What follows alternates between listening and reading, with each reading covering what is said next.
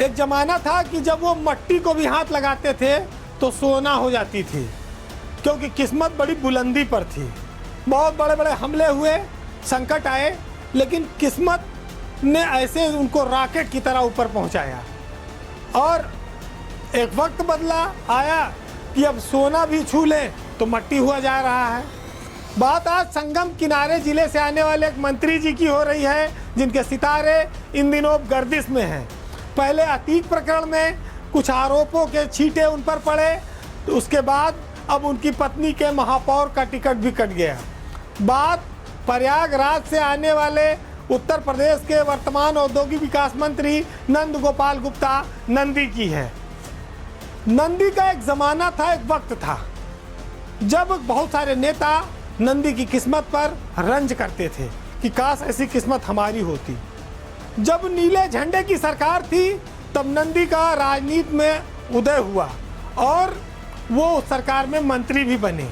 उसी दौरान उन पर बहुत बड़ा हमला हुआ, उनकी जान पर संकट आया, लेकिन किस्मत उन पर मेहरबान थी, ईश्वर उनके साथ था। वो जीवन की जंग लड़कर निकले और फिर सक्रिय राजनीति में लौटे।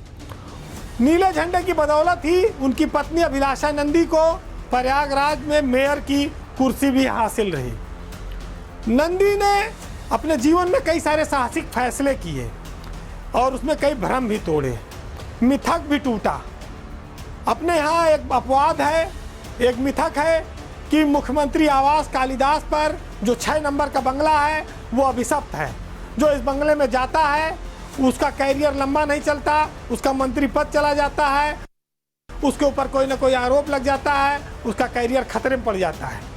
लेकिन नंदी ने साहसपूर्वक उस 6 नंबर बंगले को अपने नाम आवंटित कराया।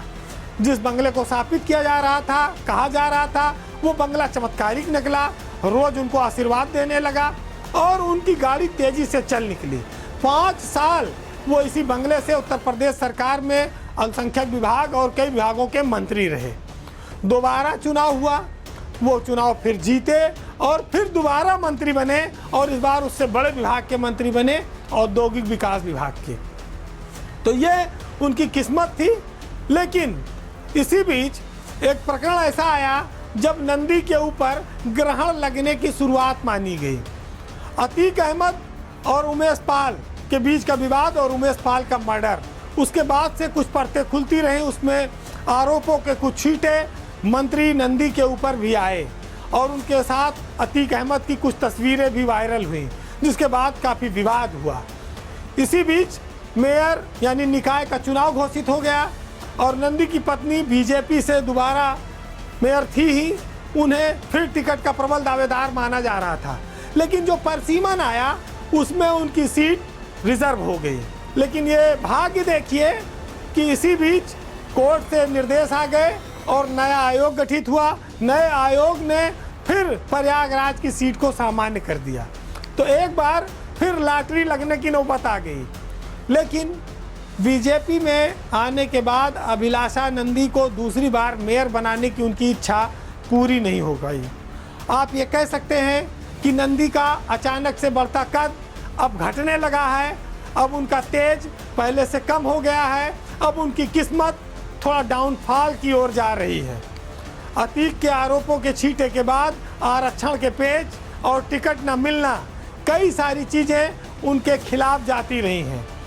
तमाम कोशिशों के बावजूद अब इस बार प्रथम नागरिक बनने का शहर का उनकी पत्नी का मौका उनके हाथ से निकल गया है। तरक्की और अभिशाप के इस कसमकस में, इस 50-50 मामले में उनकी किस्मत भी अब 50-50 होकर रह गई है। कहते हैं कि गाड़ी कभी हमेशा एक रफ्तार में चल भी नहीं सकती, चलती भी नहीं है। शायद नंदी के साथ भी यही चीज़ है। लेकिन इतना ज़रूर है कि सियासत में नंद गोपाल गुप्ता नंदी एक बहुत लंबी पारी खेलकर सफलता की सीढ़ियां चढ़ते रहे हैं। वो कामयाब हैं, हालांकि इन दिनों उनके सितारे थोड़ी गर्दिश की ओर हैं।